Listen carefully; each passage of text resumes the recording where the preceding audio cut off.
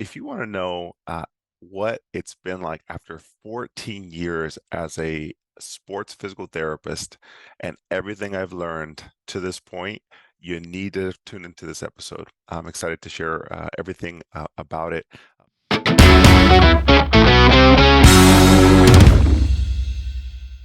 Hi, everyone. Welcome back to the podcast. Welcome all new listeners and welcome back to those who have heard my content in the past. If you want to know what it's been like after 14 years as a sports physical therapist and everything I've learned to this point, you need to tune into this episode. I'm excited to share everything about it. Before I go on into the episode, what is happening? What is new in life?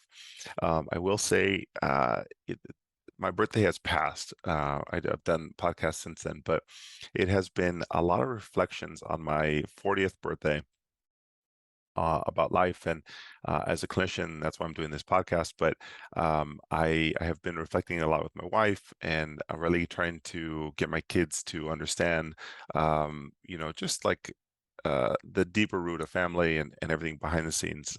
So we're trying to focus on our family and just hang out more and just be more focused in on the quality time. So tonight we're going to a night at the Nat, which I'm really, really excited about. It's a what is this? National History Museum. And it is, my son is into dinosaurs and just the fossils and everything else. So this is a big event for him. So I'm really excited to do that. We are nearing the end of summer. And that means that I'm not too excited about the change of weather that will come, but life is good nonetheless.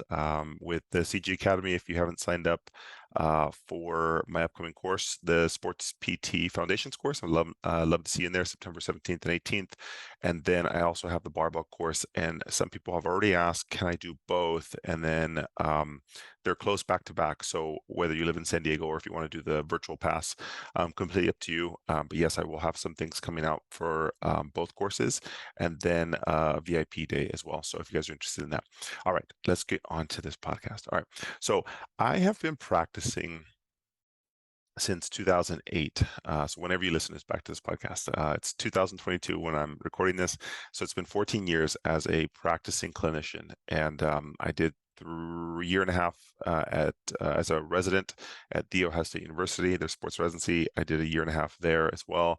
So it was 3 years there, 3 years at the Olympic Training Center in Chula Vista, California, 3 years just traveling concierge, NFL Combine preparation, and then the remaining 8 have been with sports performance physical therapy, which I started in 2014. And between all of that, I've worked with incredible humans. I've worked with professional athletes, the best in the world, some of the best healthcare providers on the planet, some of the best physicians, most progressive, most aggressive, most passive, like you name it. I've worked with a lot of people, and I'm nowhere near the end of my professional career. I'm always constantly learning, and I want to be able to do more. And so, if I would reflect on the last 14 years, what would I tell a new physical therapist, a student, an established physical therapist, or someone who has maybe the same experience but had a different experience, professional path, what would I share with them? And that's what I wanted to get across today. What is it that 14 years of clinical practice have taught me that I could share with the planet that would benefit your professional development? So here's a couple things. Some of these are going to get deep. Some of them are, they're going to help you immediately, and some are long-term, long game exercises for you. So the first one I have, and do not roll your eyes. Do not. I can see you. Do not roll your eyes when I say this. All right. Um, Wherever you want to end up in your professional career, I get people all the time reaching out. Hey, Chris, I want to get my SCS. I want to do a sports residency. I want to work pro sports. I want to work at a high level college. I want to work with pro athletes. I see the path. I'm like, oh, you can totally do it. I see the hunger because that was me and that is me. And they're just different time points within the professional path. But I can see yours. I can see when you ask me that. I'm like, I know exactly where you're at. I don't know how you got to where you are today, but I know what you want to get to. And everyone's road is a little different. And mine was very different leading up to that. And going into my professional path, if you want to follow that, not a problem. I think I would make some adjustments along the way. So one of the first things I have to tell people is the best things on this planet take time. I'll tell you a funny story. She doesn't appreciate when I always say this, but my wife, Stephanie, I fell in love with her a while before we started. I was like, this is an amazing human. And I asked her out and she declined. Can you guys believe that? She declined. And but I knew what I wanted, right? Like I wasn't gonna rush it. But I had worked with her for a while and I knew, man, she is the woman of my dreams. And I didn't want to rush something I really felt strong about. And so she had to be ready too. So one night during dinner, we went out with friends and I asked her, hey, do you want to go have some ice cream? Just me and her. And she immediately got up. She's like, hey guys, Chris just asked me, does anybody want to go get ice cream? And I was like, no, no, no, no, just you. And I think she was really scared. And she got up again and said, hey, does anybody want to go get ice cream? And nobody went because I think they understood what I was trying to do. And it took time for us to develop that relationship. And the best things in life take time. And it took me about 2 years to really get Steph to finally say yes to me. And to me, it was worth it because I knew that was like the thing I wanted in my life, which was like happiness. I know this person was going to bring me happiness. And so when we look at things that take time, to do a residency is like from the start to finish is it seems like forever. Same thing with you were in PT school, like you're like, oh, 3 years of this, I don't know how I'm gonna be able to do it. And then you just do it semester by semester by semester and you finish and you're like, oh my gosh, that wasn't that bad. And then you get on this pathway, you're like, oh, now I gotta get an SES, now I gotta do all this stuff. Now you're like, how am I gonna get there? And you just chip away at it. Some of the best things on this planet take time. Nothing fast is good. And so when you um, when you keep this in the back of your head, no matter where you are, whether you're first year out, fifth year out, 10 years out, and you're still not at the path where you want to be, you have to understand there are two different pathways that people will typically take. They don't do it pathway. They're just like they have no, sorry, there's three paths really. They have no interest, they don't even try. Then you have the person who wants to try. And then within that, you have two different components. You have one person who's the hustler and is like, they're just going to do it, right? A lot of people on this podcast are those hustlers. Like, I know why you're listening to this because you want to make a change, you want to make an impact on this planet, and you're going to continue to do what you want to do until you achieve it. But then there's other people who are the people who want it but don't do it, the ones who dream, the ones who like think they can do it and then they just quit. They just stop trying. Why? Because they got bored. It wasn't really a passion of theirs, or maybe it was a passion and just lose passion because you got distracted in life and it's hard for you to get back on the wagon. No matter where you are, you got to keep in mind that there's not an easy journey to this. This is a very long journey, and 14 years of practicing, I'm nowhere near a master clinician. But I will say, I feel confident managing anything that comes at me. 99.99999%, I can tell you confidently, I can crush it. I'll figure it out. If not, I'm going to help that athlete within a short timeline or a long timeline. I'll figure it out. I will find the resource, I will find the path, I will find the answer, I will find the research article, I will find something to help this individual move forward. And it's just because so many cases have hit me that I feel comfortable saying that. Now, it doesn't mean I'm going to get them pain free. I'm not going to get them 100% by the time they go back to sport. But I will do is I will make sure that that path had everything possible layered in there to set them up for success. That's the promise I can make to myself and the promise I make to my athletes. And I think that's what draws people to me to treat them.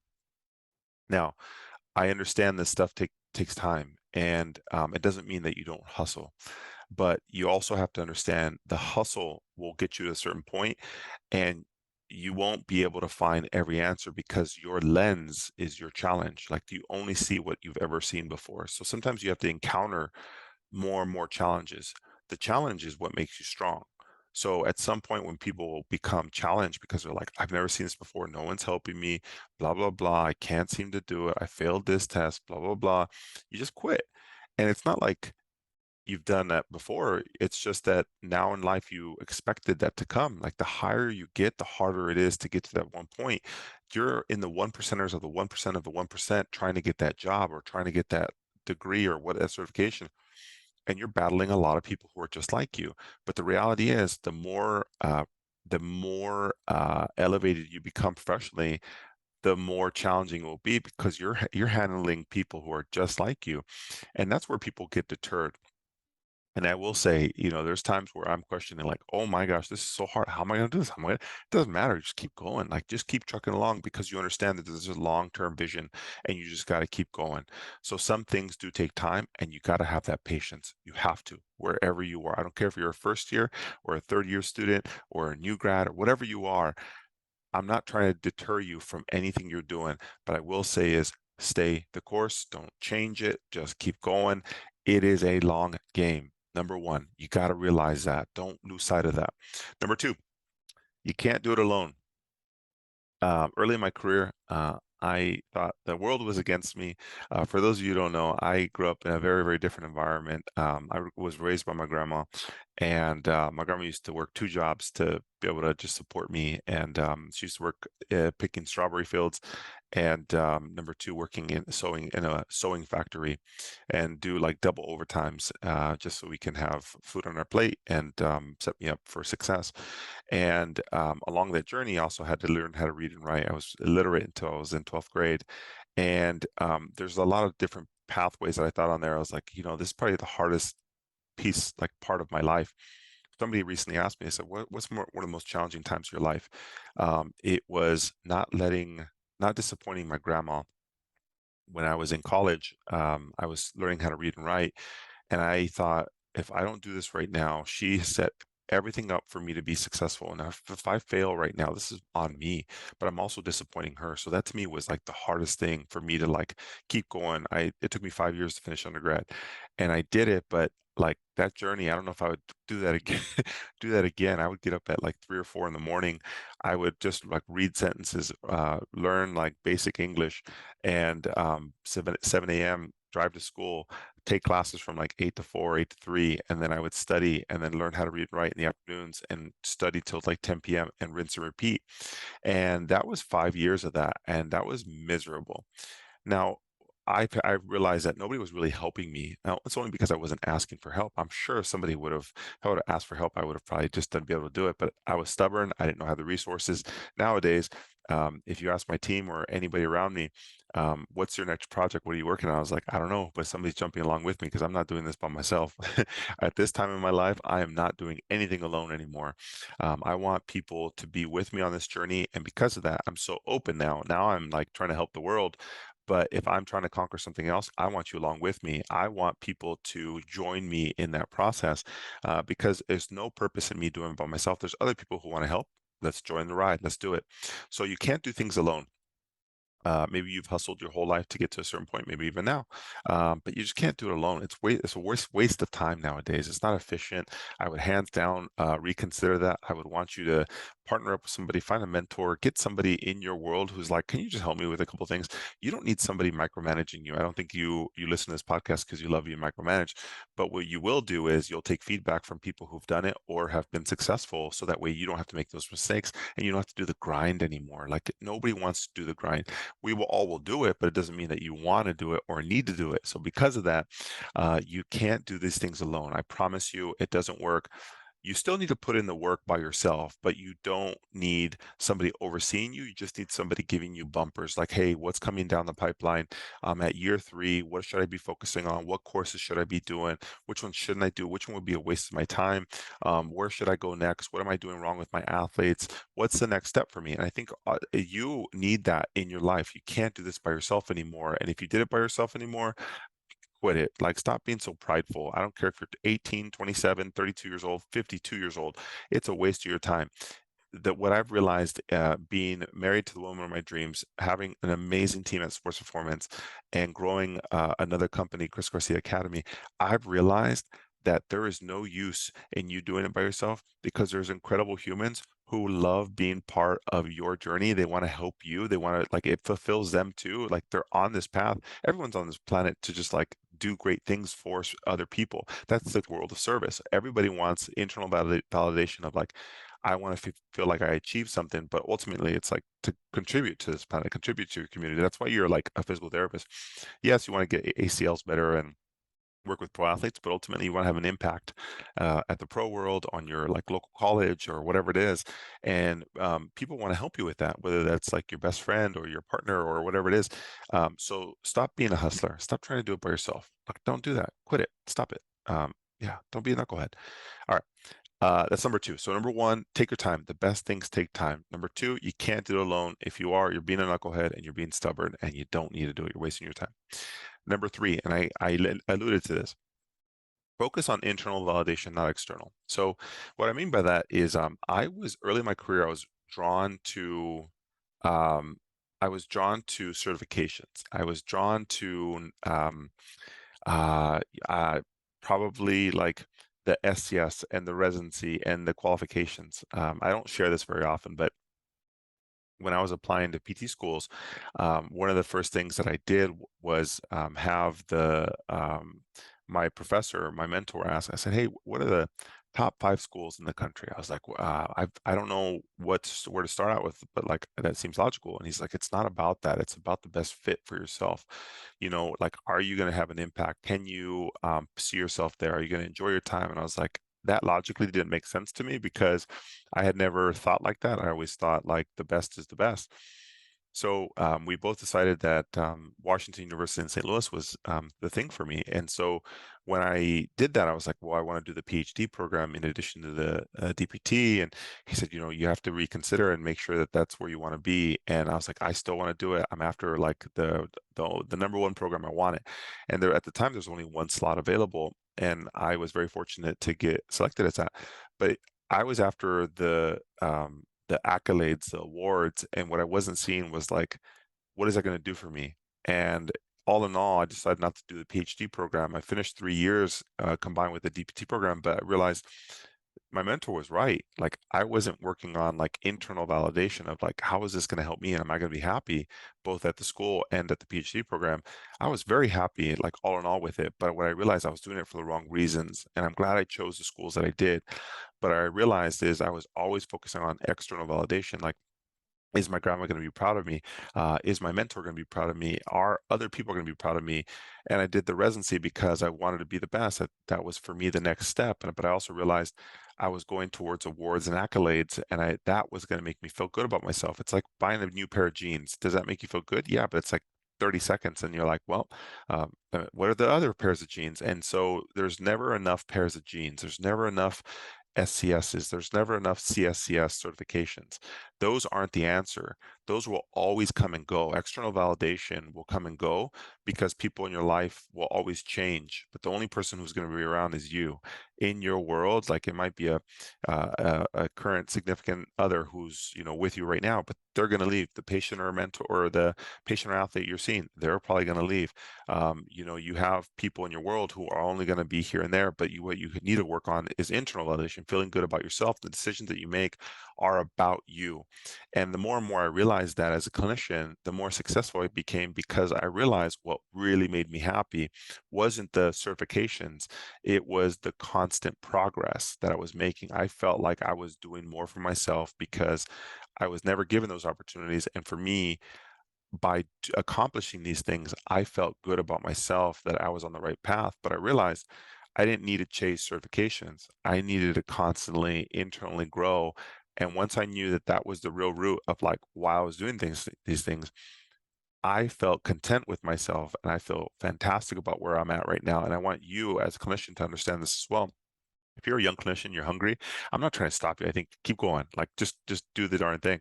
But also realize that the awards and certifications won't stop. There will always be more certifications on this planet. People will always make different things. But the thing that will not stop is realizing that your internal validation, why you're doing things, is critical to understanding where the finish line is. And there is no finish line. There is no residency that will fill it. Like, think about this, even if you got your OCS, then your SCS, your CSCS, then I don't know, make an initial up, and then you just keep going. The natural hunger in you isn't ever going to be satiated. It's not going to be full or fulfilled until like you're gone. Like there's no way. It's just who you are. Like you're just wired differently. Like you have a little neurotransmitter in there that just says you can't stop professionally. Now, you'll have to balance it out as you have a family and your life changes. But ultimately, after practicing for 14 years and now 40 years on this planet, I've realized that you got to be happy with yourself and why you're doing these things. It's not about the external validation. You're not doing that. And I tell my team this, like, I really believe that you got to be happy about what you're doing as a professional, as a human, as like what you're doing for this planet, your community, and your patients and your athletes. Because if you realize that, you're not tied, your happiness is not tied to the CSCS, your happiness is not tied to the SCS. One of my clients was a former champion in their sport, and they said, you lost the championship. What do you think about it? And they're like, um, those come and go. I'm happy with where I'm at. I don't feel bad about it. Like gave it all my all. I did what I could, and I've been a champion before, and that didn't give me fulfillment. I got to be happy with myself. I was proud of my competition, and I just didn't do exactly what needed to happen, and they did better. But I'm happy with content with myself. I'm not devastated because I don't have the title. And that is a very good way to see that you feel good about no matter what happens. You fail the OCS test, it's all good. You're going to be fine. Don't worry about it. You don't get that person 100% ready by 9 months. That ACL has a little flare up and they can't go back to soccer. It's okay. Just keep going. Like life is going to be all right. It's not because you failed at one thing.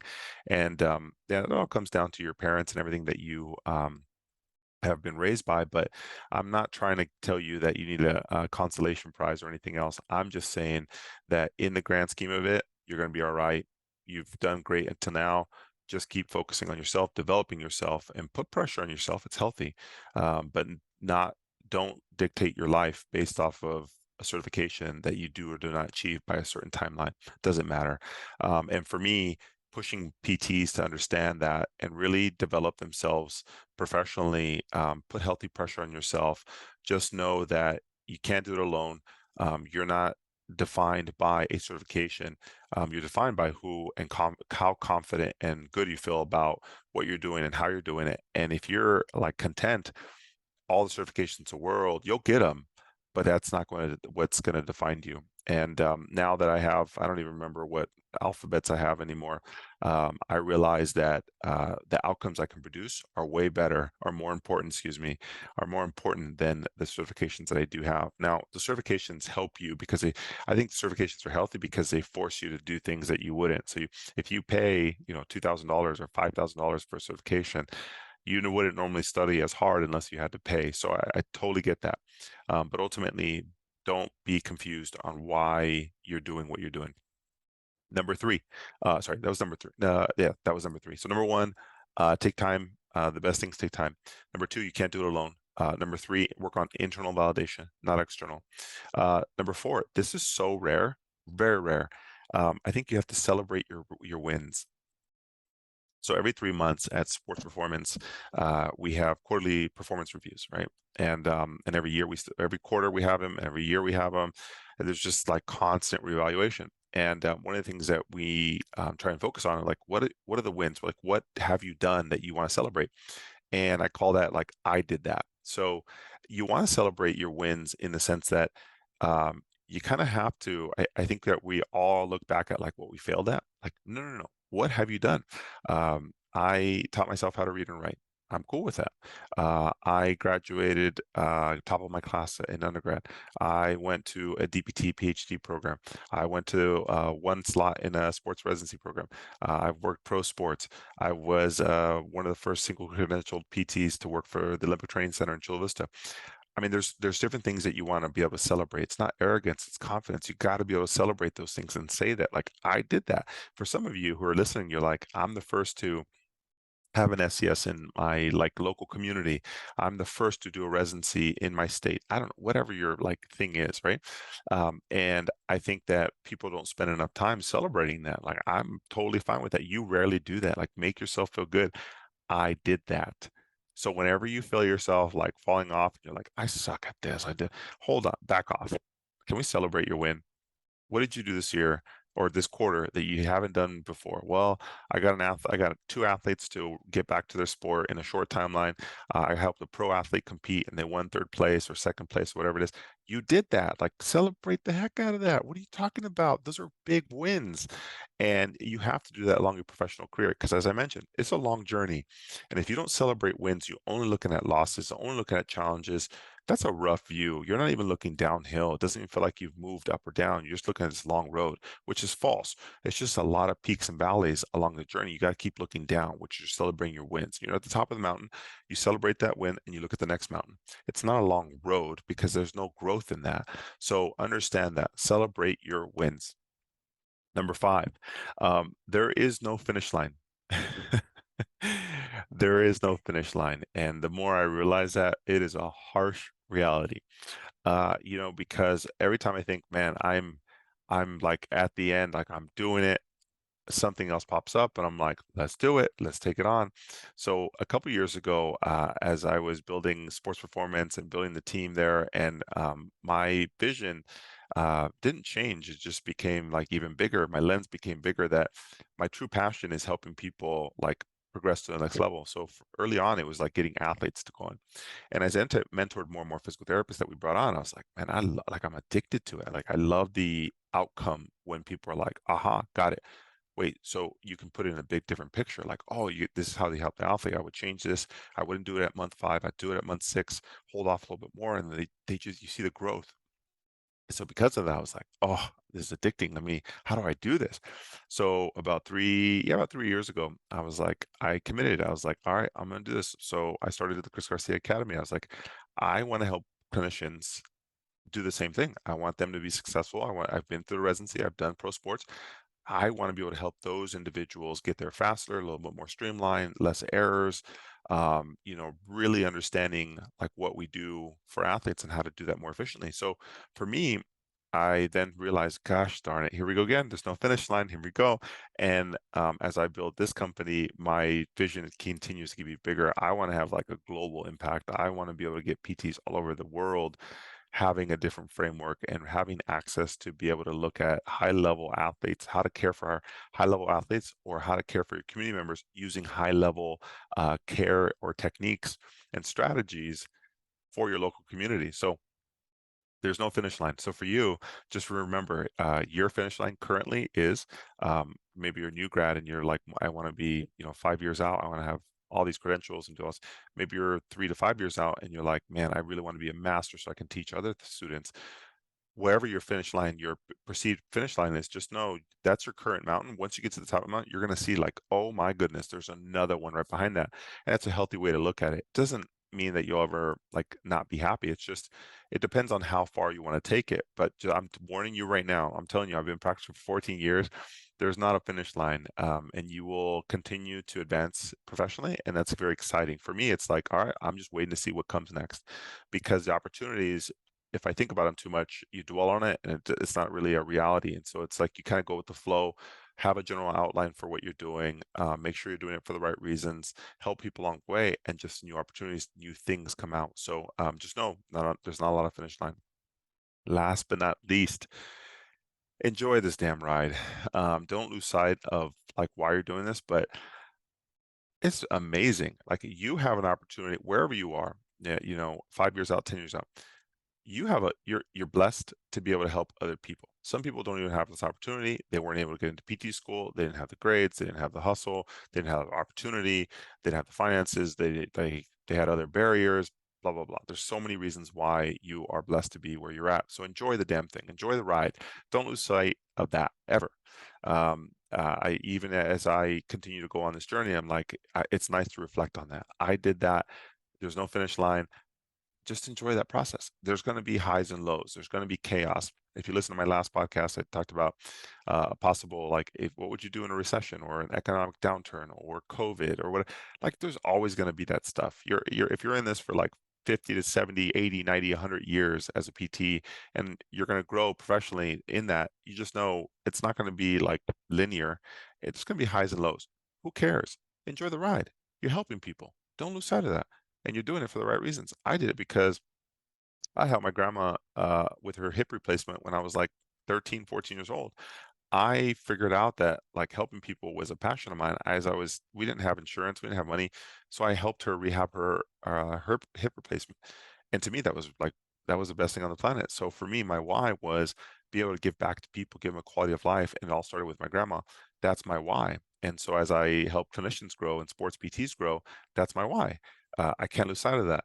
I'm going to enjoy this damn ride. There's going to be highs and lows. Some people are going to get it. Some people are going to jump off the bus. Some people don't want it. Some people do. I don't care. That's my vision. That's what I'm pushing. And there's no finish line. I will continue to do it. And I will bring everybody along this journey who wants to be like that, who wants that. And there's some of you are nodding your head. And some of you are like, man, that's what I want in my life. I want somebody to be able to support me through that process. I want somebody teaching me the skills. I want somebody who understands that I get it too. I'm crazy like you, Chris. I see there's no finish lines. I want to be able to celebrate that. I realize why I have my whys. I don't want to do it alone. And I understand that, you know, this is going to be a long-term journey. And for those of you who have that same, I don't quote unquote sickness as I have, like you have this vision, you understand that everything about what I'm talking about. And so it's been 14 years in the making, and I am in love with it. I'm in love with the process. I'm in love with the frustration. I'm in love with the journey, the highs and the lows. But it's all for the right reasons. And for me, that keeps me focused and on the right track. And so I wanted to share that with you. If you're just starting that journey, you're 1,000 miles ahead of me because you already can see it differently. It's taken me 14 years to get to this point.